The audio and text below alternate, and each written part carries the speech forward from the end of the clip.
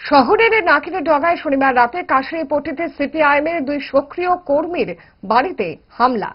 CPIM পার্টির সদর মহকুমা কমিটির সদস্য সঞ্জীব সাহা ও শহর লোকাল কমিটির সদস্য সুবীরদের বাড়িতে গতকাল রাতে দুষ্কৃতিকারীরা আক্রমণ করে বাড়ি ঘরের জিনিসপত্র ভাঙচুর করে বলে অভিযোগ করেন সিপিআইএম নেতৃত্ব। এই ঘটনার প্রতিবাদে রবিবার পূর্ব আগরতলা থানা চত্বরে দুষ্কৃতিকারীদের গ্রেপ্তারের দাবিতে বিক্ষোভ প্রদর্শন করে সিপিআইএম এবং থানার ওসির নিকট ডেপুটেশন প্রদান করেন সিপিআইএম নেতৃত্ব।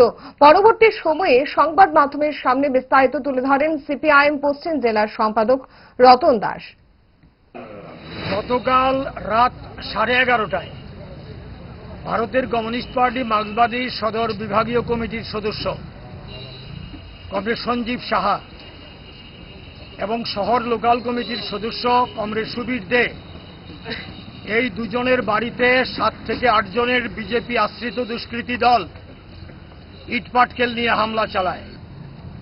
বিনা প্ররোচনায় কোনো রকম ইস্যু সামনে নেই, আক্রমণ করার মতো কোনো ব্যাপার নেই।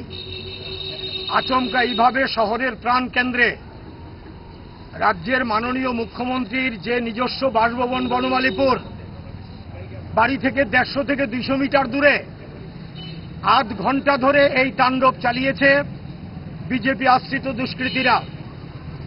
আইন শৃঙ্খলা কোথায় এই রাজ্যের? প্রমাণ হয় মুখ্যমন্ত্রী নিজে, স্বরাষ্ট্রমন্ত্রী। আমরা নিন্দা করি, প্রতিবাদ করি। শহরের মধ্যে মানুষ সবার চোখের সামনে এই ঘটনা ঘটছে। পুলিশ খবর পেয়ে গেছে, পুলিশের সামনে তাণ্ডব চালিয়েছে, গ্রেফতার করা হয়নি। দোষ আপনার ফুড হ্যাবিটে নয়, ভেজালে।